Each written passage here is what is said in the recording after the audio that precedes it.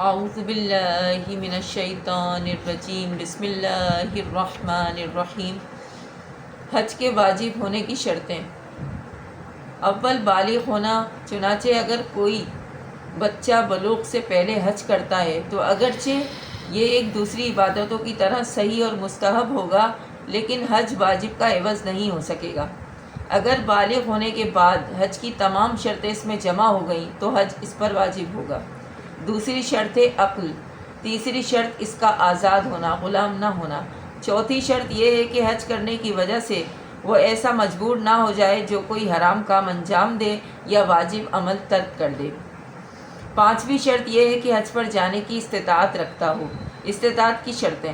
استطاعت چند باتوں پر منحصر ہے۔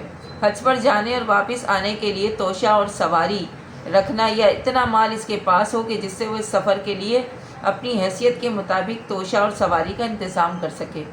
اتنی صحت اور طاقت جو حج کر سکے اور واپس آ سکے۔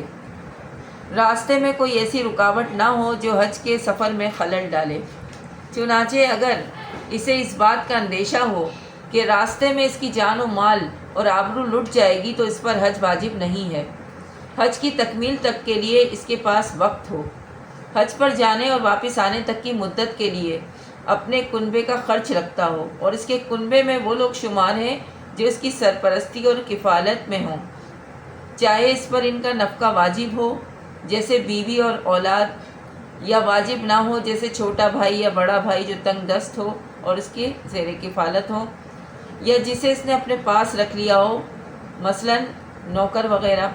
حج سے واپسی پر روزی کی خاطر تکلیف اور پریشانی میں نہ پڑ جائے، یعنی اس کی کمائی کا سلسلہ یا جائیداد کی آمدنی یا اپنی اور اپنے کنبے کی روزی کے لیے کوئی دوسرا ذریعہ ایسا نہ ہو جو جھگڑے میں پڑ جائے۔